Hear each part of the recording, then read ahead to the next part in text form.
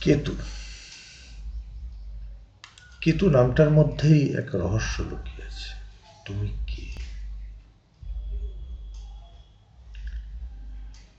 কেতু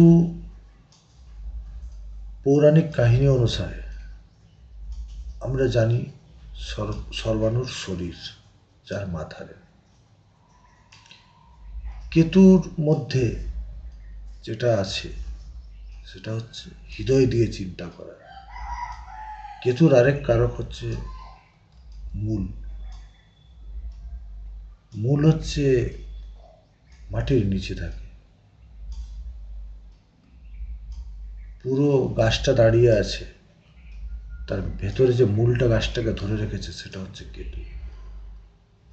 কেতু ফকির, কেতু ফক্কার। কেতুর মধ্যে পরস্পর বিরোধী স্বভাব আছে। কেতু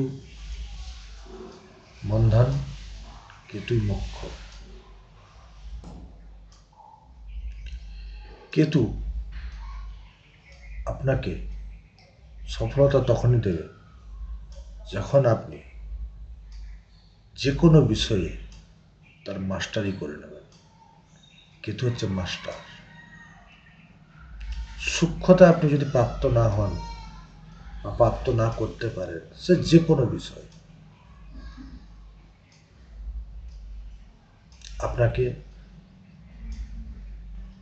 সেই জিনিসের মধ্যে ডুবতে হবে, সেই জিনিসকে আস্বাদন করতে হবে, সেই জিনিসের সূক্ষ্মতা আপনাকে প্রাপ্ত করতে হবে।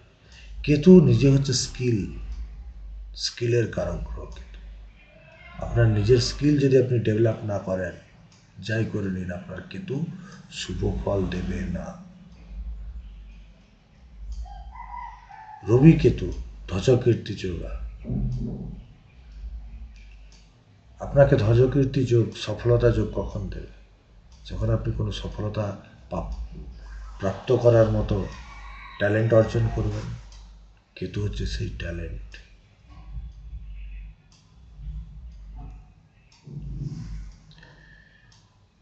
কেতুর কাজ করা কি?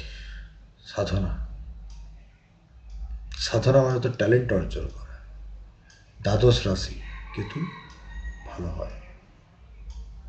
মুখ্যের ঘর, ত্যাগের রাশি। সাধারণ ভাষায় ত্যাগ করার জন্য একটা মানুষকে কতটা পরিণত হতে হয় ভেবে দেখুন। দ্বাদশ রাশি নবমের চতুর্থ, গুরুর সম্পত্তি। গুরুর সম্পত্তি কি? নলেজ। গুরুর সুখ, জ্ঞান। তো আপনার জ্ঞান, নলেজ, সে যে কোনো বিষয়ে হোক, যদি না থাকে, না অর্জন করেন, আপনার কেতু শুভ ফল কোনো দিন দেবে না। সম্ভব নয়। কেতু হচ্ছে আমাদের পুরাতন জুড়ে থাকা ঐতিহ্য।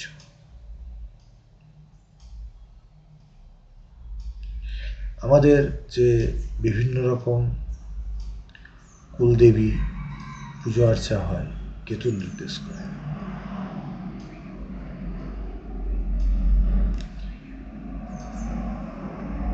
আমরা পিতার পরিবার দেখি রাহু থেকে, মাতার পরিবার দেখি কেতু থেকে।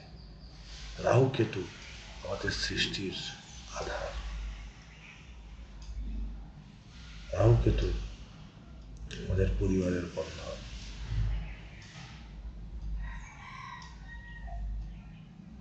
কেতুকে ফ্ল্যাগ বলা হয়, মন্দিরের চূড়াতে থাকে।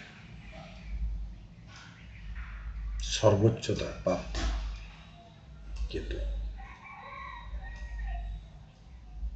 আপনি যেই বিষয়ে থাকুন, তার সূক্ষ্মতা আপনাকে পেতেই হবে, তবেই আপনার কেতু শান্ত হবে।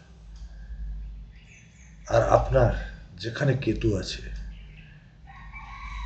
সেখানে আপনি হৃদয় দিয়ে চিন্তা করুন, ব্রেন দিয়ে নয়। অবশ্যই আপনি অনেক কিছুই রহস্য বুঝতে পারবেন, কারণ কেতুর মাথা নেই। মাথা লজিক বুঝে, সূক্ষ্মতা লজিকে দাঁড়িয়ে নেই। সূক্ষ্মতা লজিকের অনেক উপরে, কারণ রিসার্চে লজিক কাজ করে না। রিসার্চ নতুন কিছু।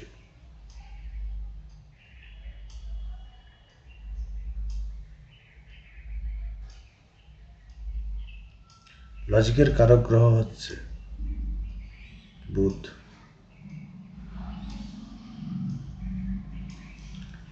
বুধের ঘরে কেতু ভালো না।